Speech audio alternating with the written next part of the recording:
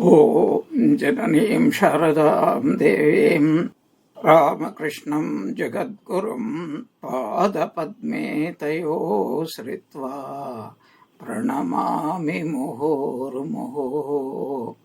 ॐ सहना भवतु सहनौ भुनक्तु सह वीर्यं करवावहै तेजस्विनावधीतमस्तु मा विद्विषावहै।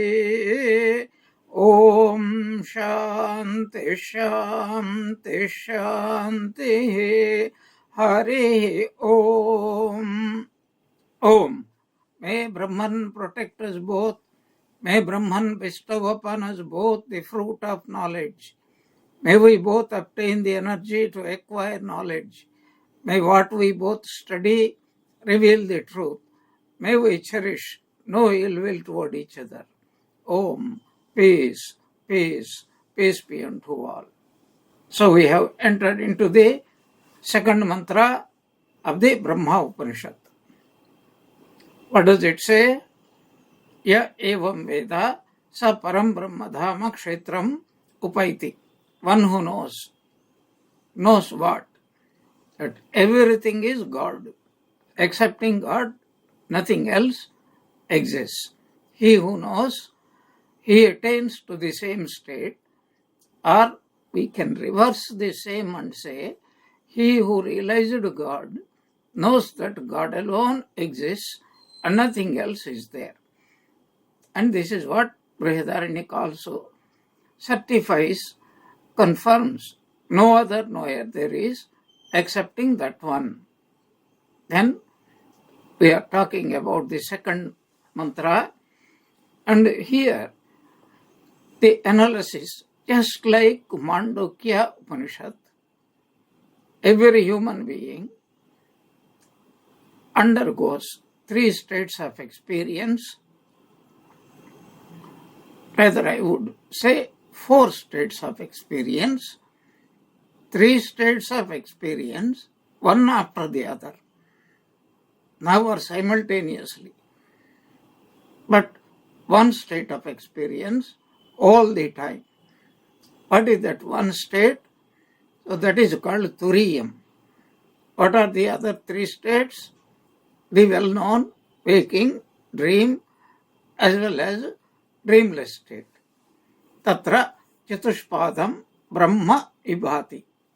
What shines, what exists, what alone is manifesting in the form of both the subject and the object, are Ishvara, Jiva and Jagat.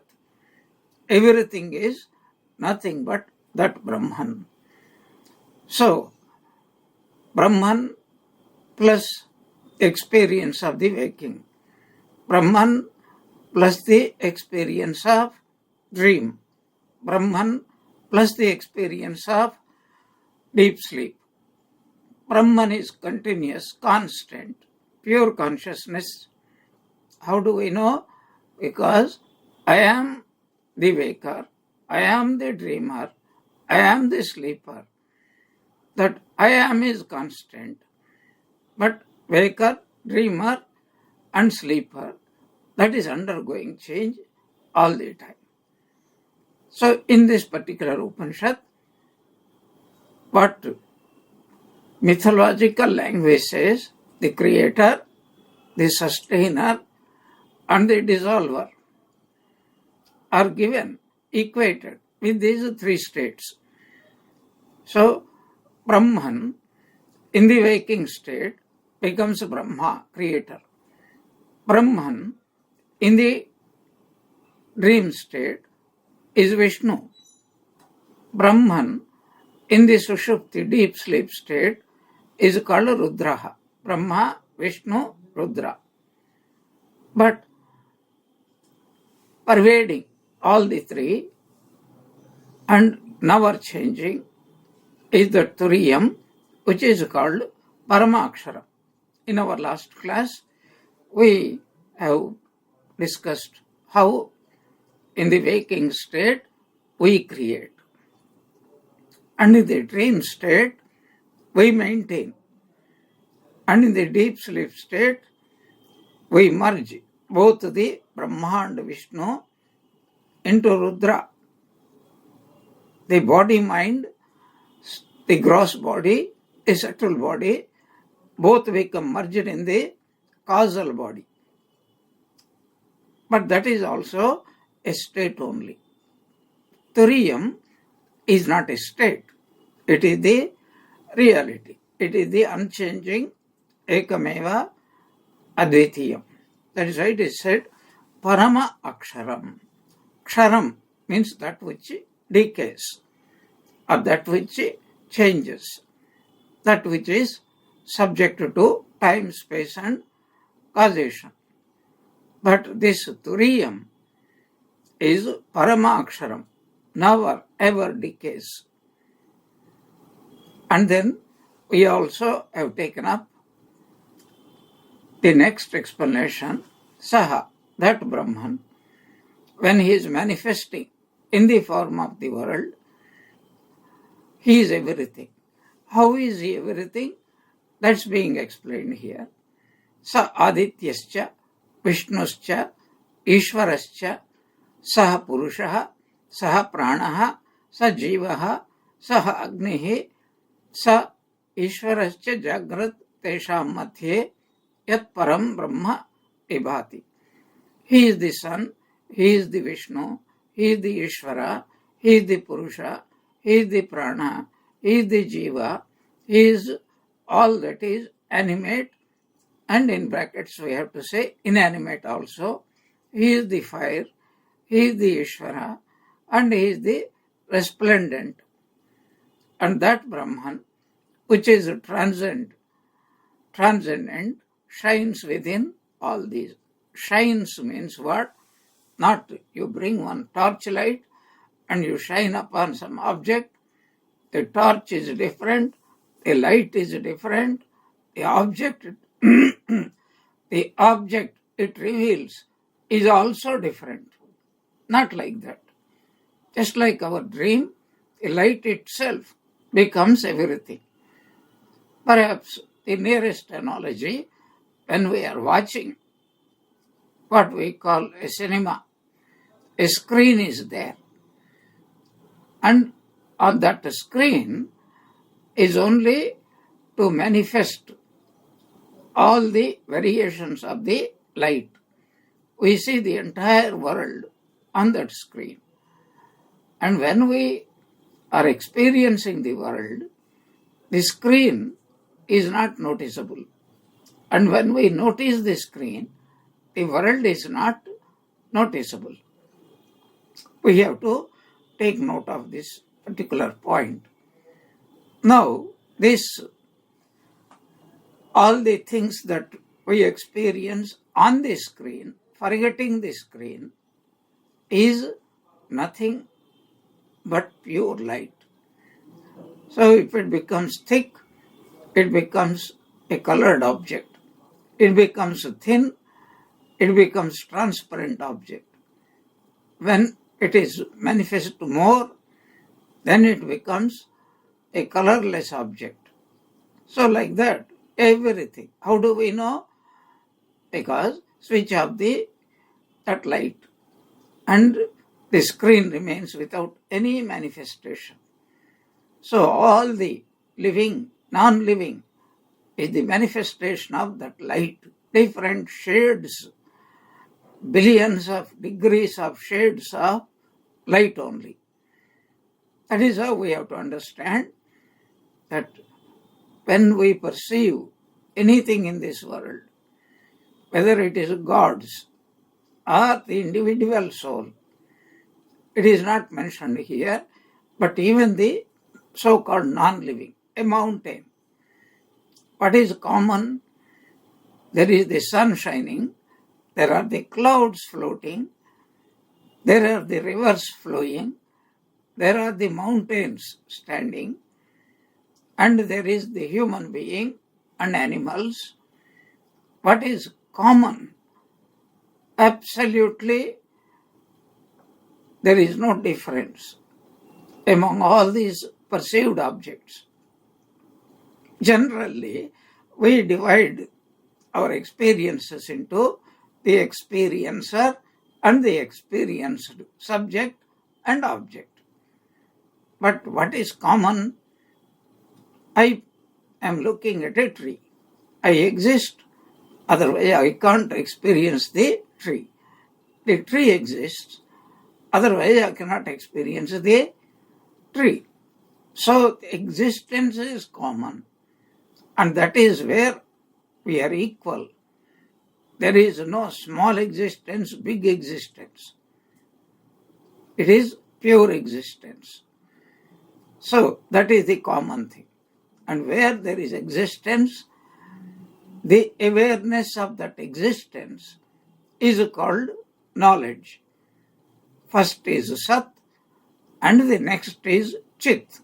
So that Sat and Chit, and whenever we experience something, either there is a positive reaction, negative reaction, or neutral reaction, and that is called Ananda.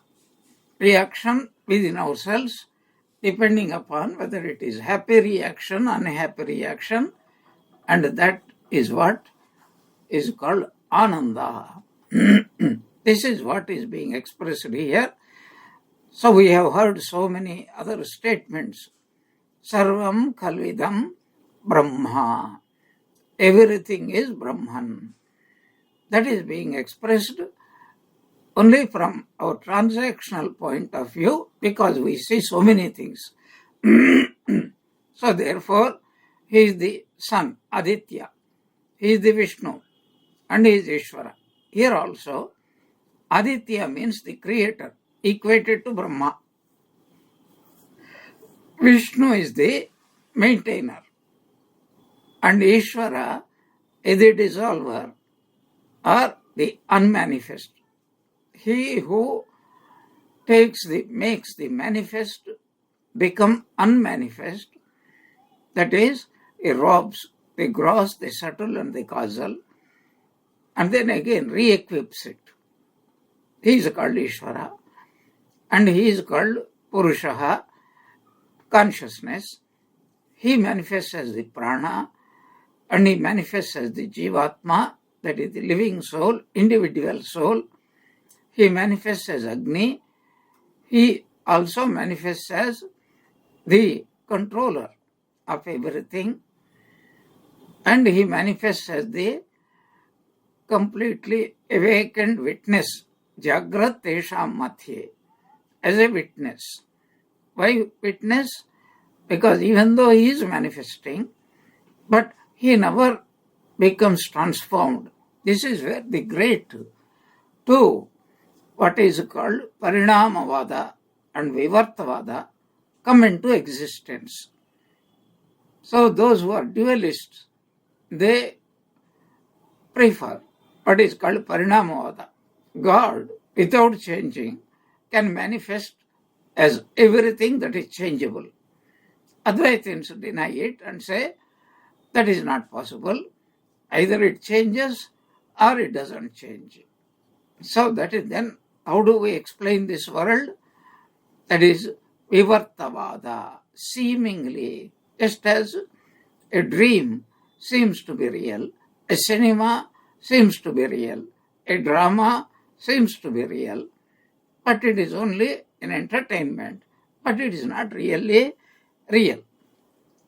So, only a few are mentioned here, but everything, what are mentioned here, just like in the 10th chapter of the Bhagavad Gita, all the vibhutis, that which strikes our attention as something noticeable, as something which we cannot easily ignore. Those things. Here also same thing is said. What about a mosquito? Yes, he is the mosquito. What about the Mount Everest? Yes, he is the Mount Everest. What about a small hillock? Yes, he is the small hillock. What about a river? Yes, he is the river. He is the water. He is a cloud of earth. He is everything. So that is the vision Sri Ramakrishna wanted to attain. And so what we make difference is One is valuable, one is not at all valuable, or much less valuable. So during his sadhana, Ramakrishna used to take a lump of clay and a rupee coin. And if you offer this to even a little bit grown-up child, the child will only prefer the rupee coin because he thinks this can purchase everything. So nothing else is there. I remember a very beautiful incident. This happened, I think, in USA. There was a small child, and one day suddenly he felt like eating some sweets. So he approached a shop, and I want to buy these sweets.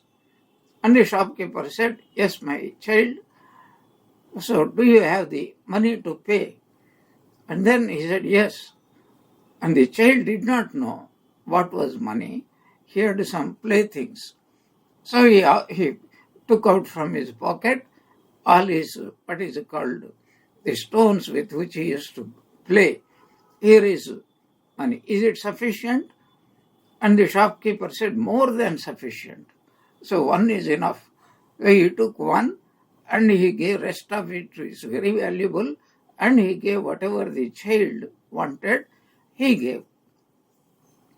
And somebody noticed it. And they questioned this shopkeeper, how could you do that? He says, I have children. Many times my own children approach me in this way. Papa, I will give you this. You give me that. Would I ever say no? So he is a child and he is not trying to cheat. And he really thinks this is valuable. And that is exactly, God also plays with us. After all, what is the thing that we give? What we think, very tasty sandesh and very tasty rasgulla or a diamond studded necklace, etc., etc. These are nothing but trinkets. For God, it makes no difference at all. So there is an incident once in the Radha Krishna temple at Dakshineswar. Some thieves came and robbed. And Madhur Babu, who was the owner, he got very annoyed. He started criticizing God. Oh God, what type of God you are? You cannot even protect your own ornaments.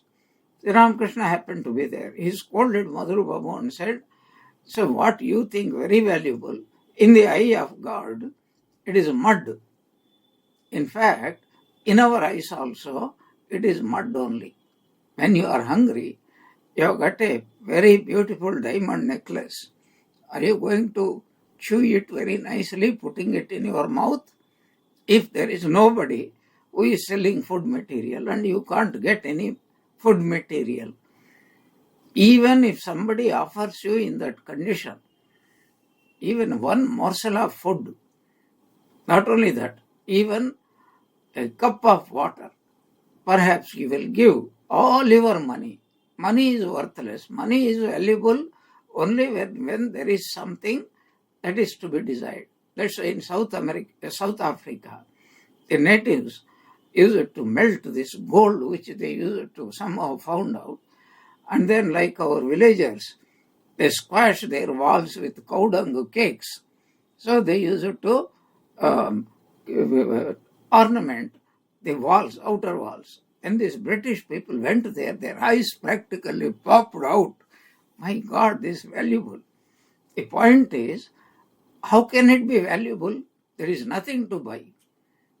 Even the Mysore Maharaja, he had to sit on a hard seat of a throne made out of pure gold. It is even now it is exhibited there in the Mysore museum. So what is the point? Point is, when even if a rich person is there, it is completely useless. Money is useless and life itself is going away. Or the money cannot buy what we need to buy. Previously, medical treatments were very hard. There were people who were kings, maharajas, nawabs. Even they died because they could not get the smallest medical facility that we get. That's why I always joke, that nowadays a kind of sofa chair is available. My God, if you sit there, you feel you are Indraloka on the Indra's seat. It will massage every part of your body. It is so soft.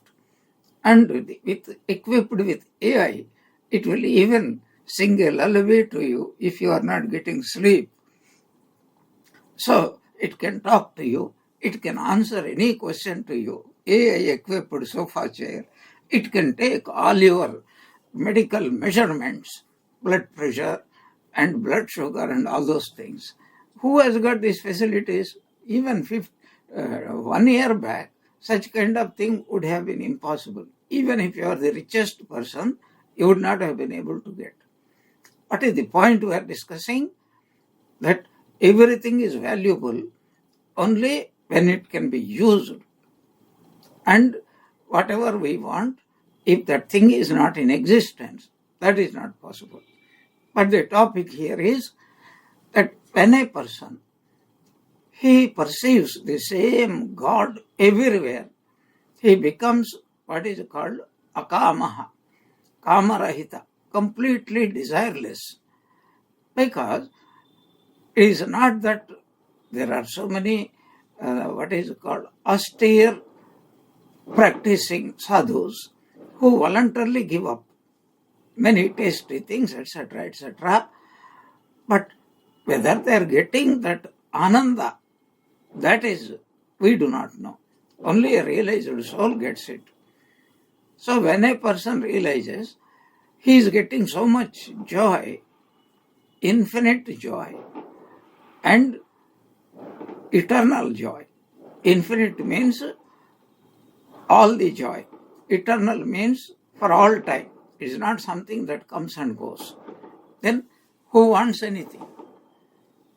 So this Brahma Upanishad wants to teach only one thing. Everything is Brahma.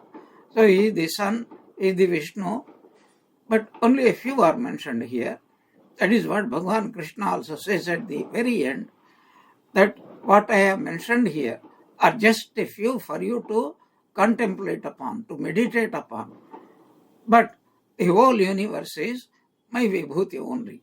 Even the smallest amoeba is my Vibhuti, glory. How can we understand that?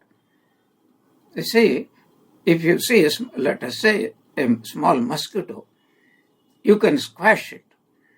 And this teaching has been given by Lord Buddha to one murderer.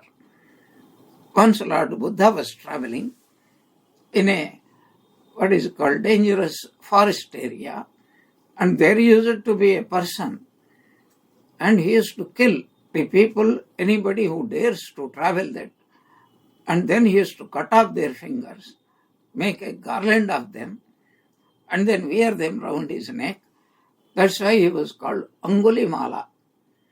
Somebody warned Buddha, don't go there. So Buddha says, don't worry, I know how to deal with him. He was fearless, you see. And then he goes. How could he go? Because of his, I am Brahman. If he kills also, then nothing is lost because I am Brahman. No, that is not the point. The point is, there was no great believer in the karma phala than Lord Buddha. He used to say, the result of actions follow every being, like the wheels of a oxen cart follow the footsteps of the oxen. So if the time to die comes, nobody can prevent death. So if the time has not come, nobody can really take away the life. There is a beautiful saying in Hindi, Isko Ram Rakhe. He who when Rama decides to save somebody, nobody can kill him. And when Rama decides to kill him, nobody can save him. And every realized soul knows it, that the body and the mind have got a what is called Ayurdaya, lifespan. until it is exhausted, until the prarabdha comes to an end. It is not possible for anybody even to kill also. They know it better than all of us put together. So he started traveling. As predictable, Angulimala came and said, I am going to kill you. Buddha said, okay. But first, will you do something for me? Yes, there is a branch in front of you. Cut it off. This fellow had a very sharp knife. He cut it off. It did not take any time at all. And then Buddha said, now put it back again and let it be like the previous. That fellow, he was a rational fellow. He said, once I cut off, how is it possible to put it back again? Buddha said, you understand now what I am trying to tell you. So easy to take away the life of somebody. And you cannot even restore a small branch of a tree. How many people you have murdered, and you know how much of suffering you have accumulated for yourself. If I and you tell the same thing, probably he would not even listen. We will not have opportunity to tell few words. He will cut off our neck. But the personality of Buddha was such. He understood. Buddha made him understand to take away life is easy, but to give life is impossible. Even an amoeba's life, a mosquito's life, we cannot give back.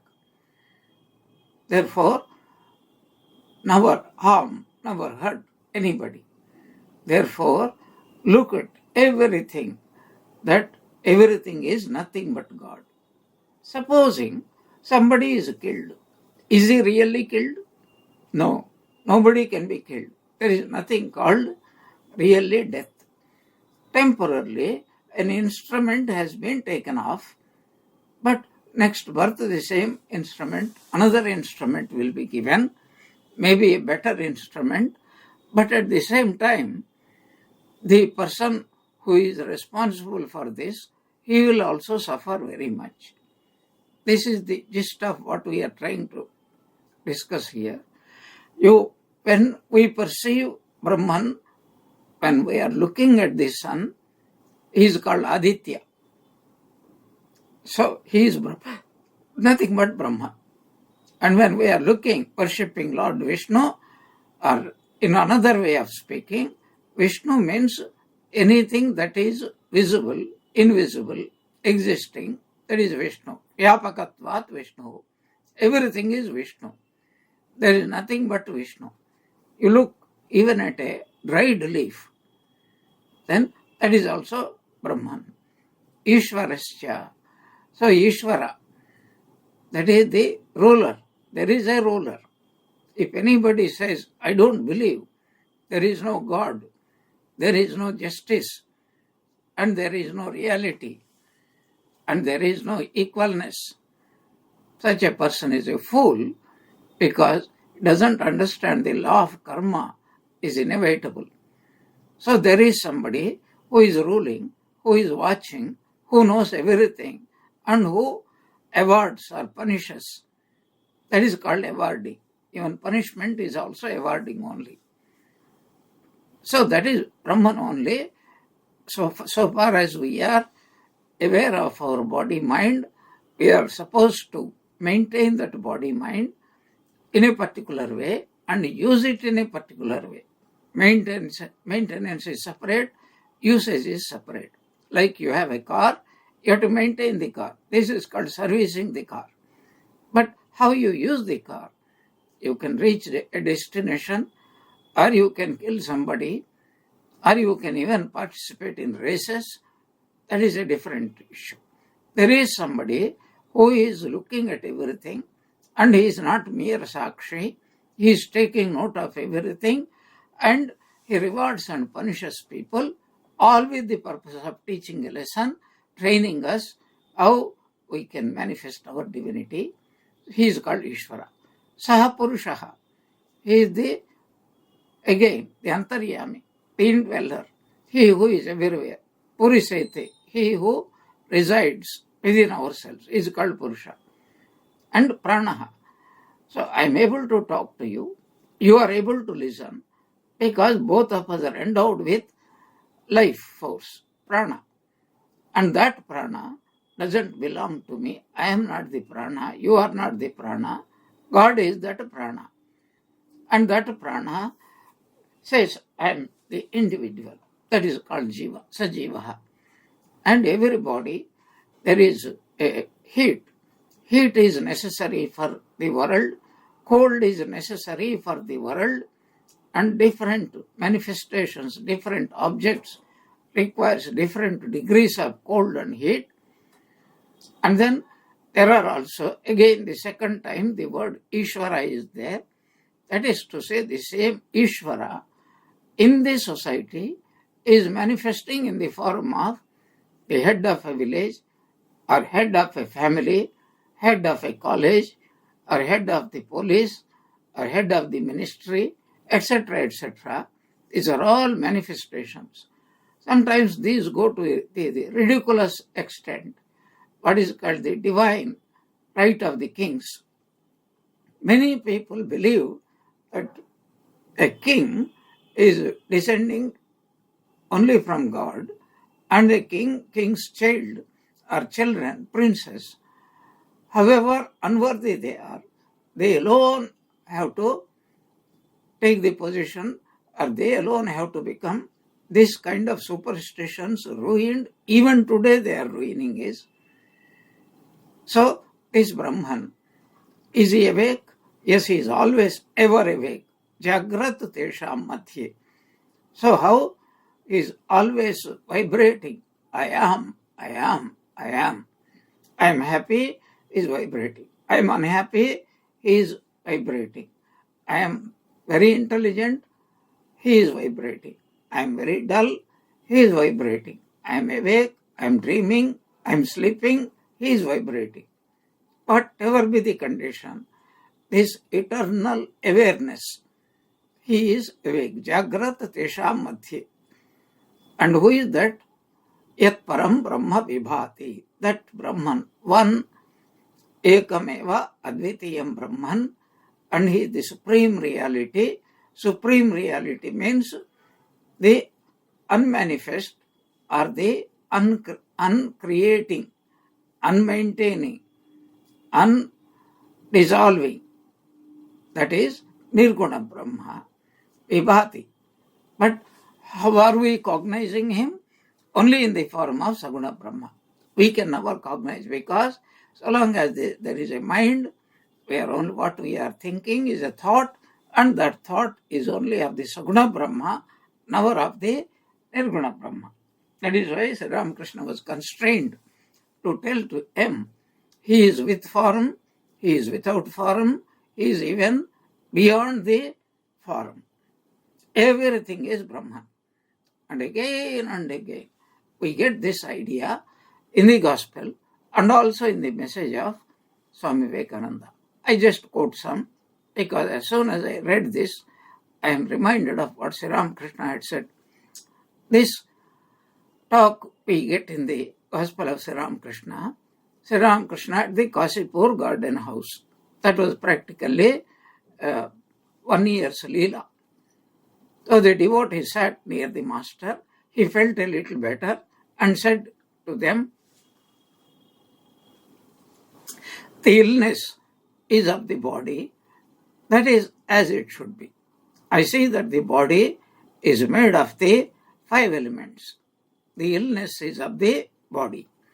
Because whatever disease comes, change comes. Illness is a change. Health is another change.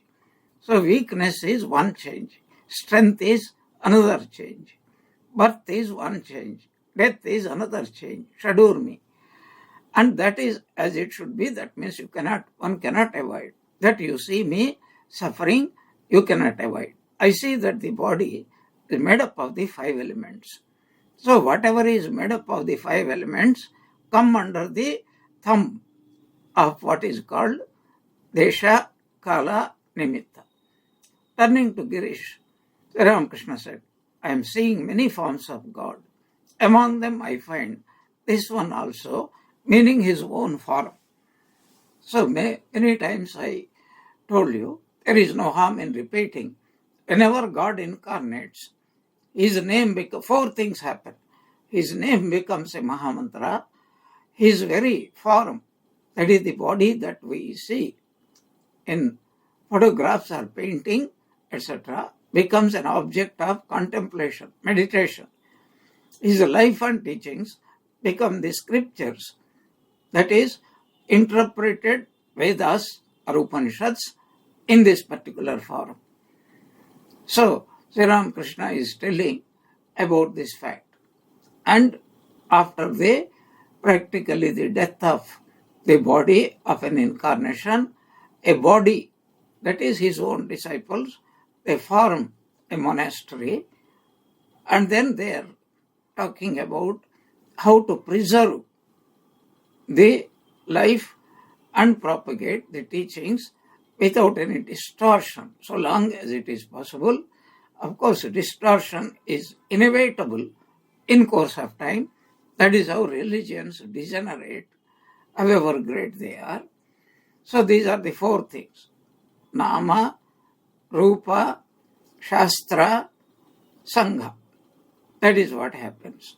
Now this is what Sri Ramakrishna is confirming, that I find among those forms of God, this one also. That means anybody can attain realization even after this. And another conversation, Monday, March 15, 1886. About 7 o'clock in the morning, Sri Ramakrishna felt a little better. He talked to the devotees, sometimes in a whisper, sometimes by signs. Narendra, Rakhal, Latu, M, Gopal of Sinthi, and others were in the room. They sat speechless and looked grave, thinking of the master's suffering of the previous night. And the master, addressing the devotees, do you know what I say right now? I say that it is God himself who has become all this. It seems to me that men and other living beings are made of leather, and that it is God himself who, dwelling inside these leather cases, moves the hands, the feet, the hands. I had a similar vision once before when I saw houses, gardens, roads, men, cattle, all made of one substance. It was as if they were all made of wax. So, this is what Sri Ramakrishna wants to express, and we have to understand it. That is, Sarvam Kalvidam Brahma. This is the direct confirmation through the experiences of Sri Ramakrishna. And that is the confirmation of this Brahma Upanishad also. And then he continues, I see that it is God himself who has become the block, executioner, and the victim for the sacrifice. And here a great truth is being expressed by Sri Ramakrishna. See, when we are transacting in this world, what do we see? That there is a murderer, and there is a victim, and there is an instrument through which the murderer kills, destroys. So that is what is being said here, that God himself has become the block and the executioner and the victim for the sacrifice. Very often, you know, what we see in some of the temples, especially of the Divine Mother, goats and sheep, etc., they are sacrificed. So that the sacrifice is not a new thing. Even in the olden times, rishis, munis performing yagnas, yagas, there also horses, cattle, that is called gomedha, ashwamedha, even sometimes human beings were sacrificed, mentions are there. And sometimes we find it is horrible. But actually, sometimes it is very good. If somebody is shooting dead a gang of a murderous group, a mafia, or a incorrigible thief, and he is doing lot of good to other people. Nowadays it is happening, And so many places these people, those who have got they can obtain the firearms. They go to malls, shops, schools, public places, and then go on shooting. And many times the police shoot them dead, and they are praised. So, killing is not always an act of horrible sin. It can be also a very meritorious thing. And that is why Bhagavan Krishna says Dharma Yuddha, some kind of fights or wars, or the aggressors have to be defeated or if possible subdued or otherwise killed if not possible. That's why Duryodhana would never have accepted defeat. Even if everybody dies, if he is alive, he is not going to accept even to see. Not that he was an ignorant person. He knows everything. But there is some strong evil samskara impression within him. And that is not possible for him to change. Such people have to be killed. There is no other way at all. And then Sri Ramakrishna continues. As he describes the staggering experience in which he realizes in full the identity of all within the one being, he is overwhelmed with emotion and exclaims, "Ah, what a vision!" Immediately, Sri Ramakrishna enters into samadhi. He completely forgets his body and the outer world. The devotees are bewildered, not knowing what to do.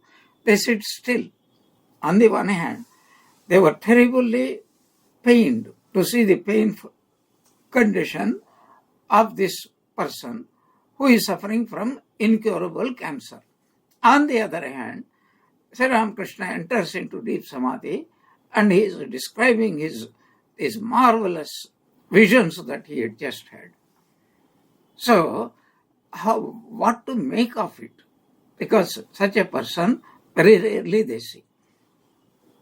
And then Sri Ramakrishna completely forgets his body and the outer world. So the devotee sat still. Presently the master regained partial consciousness of the world. And then he says, "Now I have no pain at all. I am my old self again." Few minutes back, he was suffering from intolerable pain. And then after this experience, he says, "Now I have no pain at all. I am my old self again."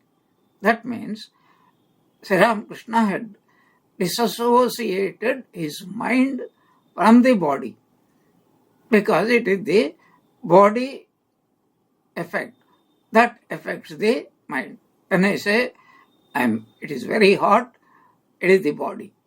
When you say it is very cold, it is the body. Says I have got a air conditioner and it is such a pleasant sensation, that is also the body only. So much depends upon the mind. So, but here he says, I am seeing everything, but I have disassociated myself from the body. Even though, even to utter these words, he has to use the mouth only, the body only. The devotees are amazed to watch this state of the master beyond pleasure and pain, and weal and woe. Then he says, Sri Ramakrishna, he casts his glance on Latu and says, "There is Loto." He bends his head, resting it on the palm of his hand. That was how Swami Adbhutananda, later on, at that time Latu, that was how he was sitting. Sri Ramakrishna describes. But what do we see? Latu sitting in that way. What did Sri Ramakrishna see? I see that it is God himself who rests his head on his hand. So this kind of experiences from the beginning to the end. And just it is worth recollecting one of his experiences that he had, a pure non-dualistic experience. Immediately after his Advaita Guru Totapuri had left the place, Sri Ramakrishna remained in Samadhi, Nirvikalpa Samadhi, continuously for 6 months. After that, slowly the Divine Mother had brought his mind back. Then this kind of experiences he was having. So one day he saw that there was a grasshopper and somebody caught hold of it, took a small piece of splintered wood and then poked it into the anus of that small insect. And it was suffering. Of course, it cannot express. But Sri Ramakrishna saw. He said, at first I was very pained that this small helpless creature, of course, it is only small children. We do many things like that. But here, even Ganesha was supposed to have beaten a cat. So we all do like that.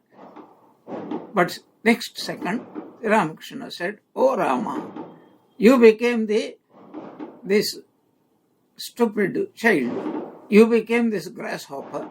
You also became that small wooden prick. And then you inserted this prick into your own self and you are suffering. This is the highest knowledge, Sarvam Kalvidam Brahma." And with that he went into Samadhi. So many things have happened. Two boatmen were quarreling. One gave a blow and that blow landed squarely on Sri Ramakrishna's back. So another day, somebody was walking on green grass and Sri Ramakrishna felt somebody was walking with heavy boots on his own chest. So many such experiences. These are only just a few. Now, Swami Vivekananda wants to confirm this.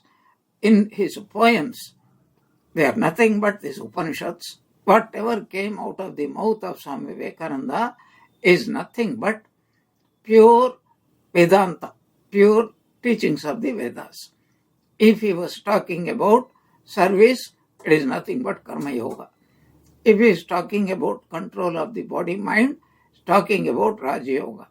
If he is talking about worship, him, etc., he is talking about Bhakti Yoga. If he is talking about discrimination, dispassion, etc., he is only talking about nothing but Jnana Yoga. But his marvelous teachings, when he used to go into ecstatic states, and then after that, he used to come out and express his experiences in the form of poems. And we know there are many poems, but one of the most famous poem is the Song of the Sannyasi. But I have taken some quotations in order to what we call support what Brahma Upanishad is telling, that sa Adityaha, sa Agnihi, sa Ishvaraha, sa Pranaha, sa Purushaha, etc., etc. This is what Swami Vivekananda is expressing in his poems. These are purely from the poems. They know not the truth who dream such vacant dreams as father, mother, children, wife and friend. The sexless self, whose father is he, whose child, whose friend, whose foe is he, who is but one. The self is all in all, none else exists, and thou art that sannyas in bold. Say, Om Tat Sat Om. There is but one, the free, the knower, the self, without a name, without a form or stain. In him is Maya dreaming all this dream. The witness, he appears as nature, soul. Know thou art that, sannyas in bold. Say, Om Tat Sat Om. That is from the Song of the Sannyasi. Then from another poem. From the highest Brahman to the yonder worm and to the very minutest atom, everywhere is the same God, the all-love, friend, offer mind, soul, body at their feet. These are his manifold forms before there, rejecting them, where seekest thou for God? Exactly what we have been talking in this particular part of the second mantra. And then he continues, who loves all beings without distinction. He indeed is worshipping best his God. Then I am quoting from another poem, the living God. He who is in you and outside you, who works through all hands, who walks on all feet, whose body are all ye, him worship and break all other idols.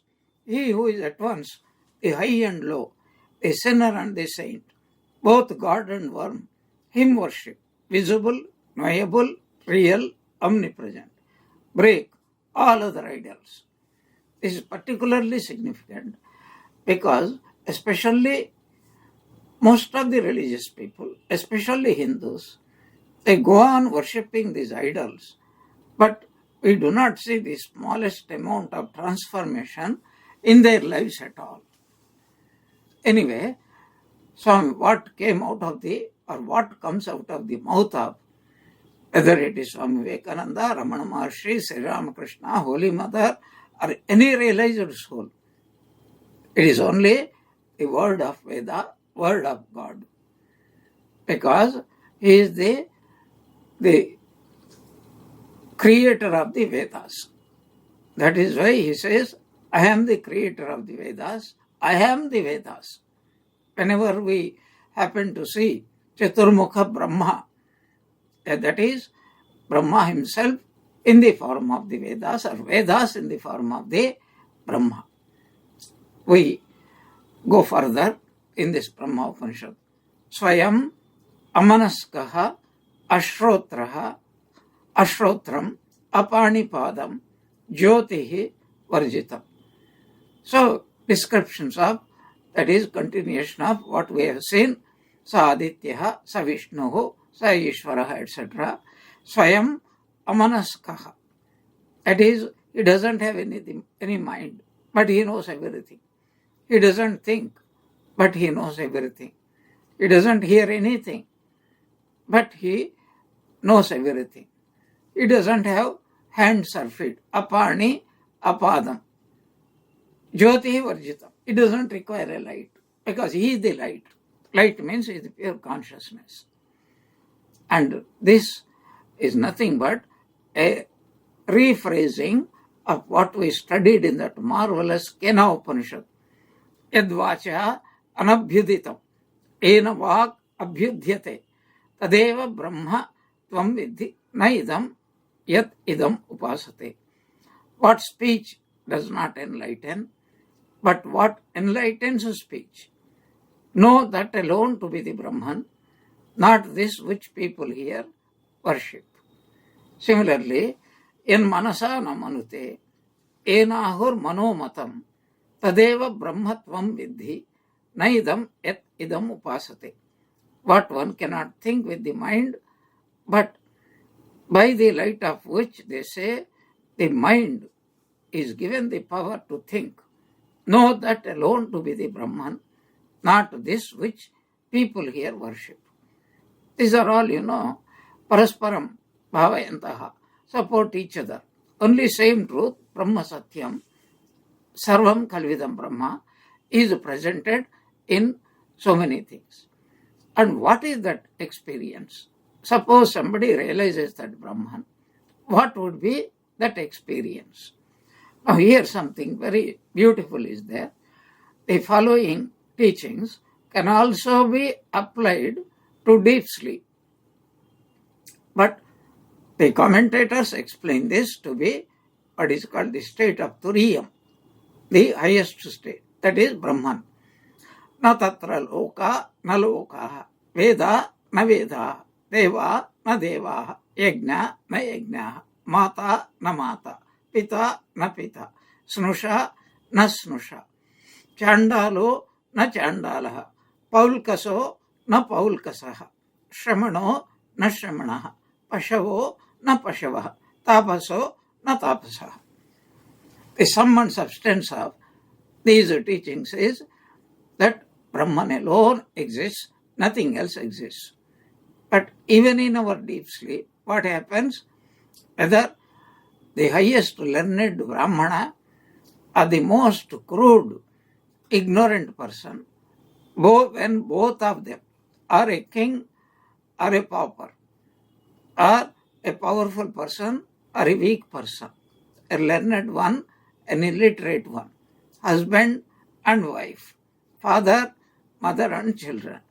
When we are in the same room, same house or wherever, and we are in that state of deep sleep, the father is no father, the mother is no mother, And this waking state is no waking state. We have even no dream state, much less I am an Indian, I am an American, etc. And gods do not exist, because when there is no body and mind, all this body, what is called the rulers of the body and mind, all the devatas, all the presiding deities, everything totally vanishes. That is why we do not struggle to do anything in the deep sleep. Oh, I am an ignorant person. I have to do sadhana. I have to think about God. There is no problem, therefore no attempt to arrive at a solution. This is the sum and substance of that state, whether it is nirvikalpa samadhi or in deep sleep. What is it? Lokana lokaha, every world. Those who are on earth, those who are in hell, those who are in heaven, those who are in Brahmaloka, when they enter into the state of what is called sushupti, deep sleep, or they are identifying themselves with Brahman.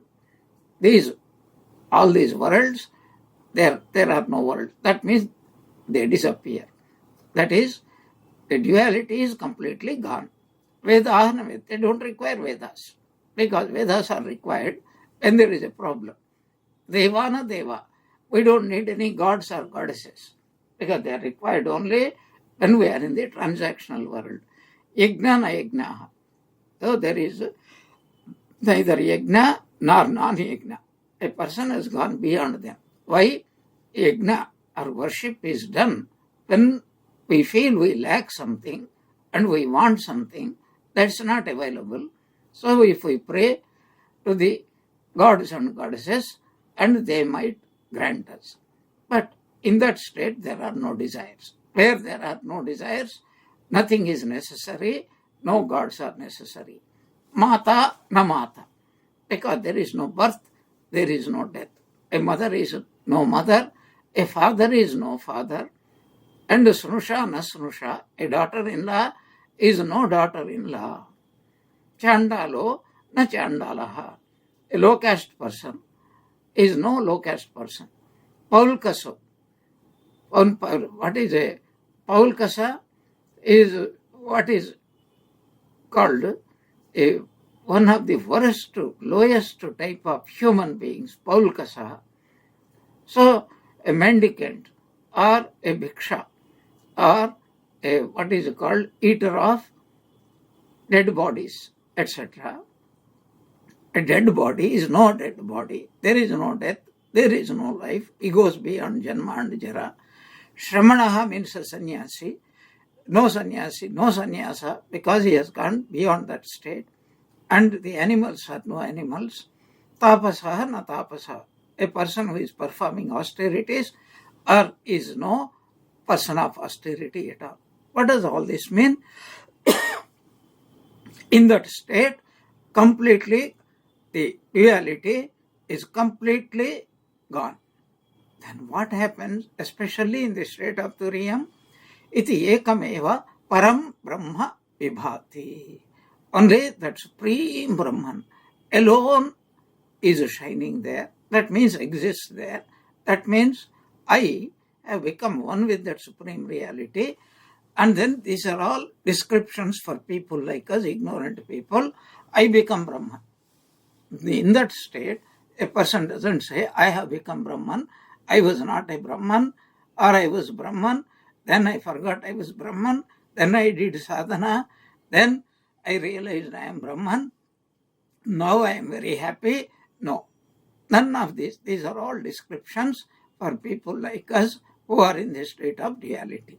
This is the beautiful description of what Sri Ramakrishna once promised his disciples, I will tell, but was unable to tell. That is, neti neti, not this, not this. And that neti neti is described in a few of these words. We will talk the rest in the next class. Om Jananim Sharadam Devim Ramakrishnam Jagadgurum Padapadme Tayo Sritva Pranamami Muhurmuhu.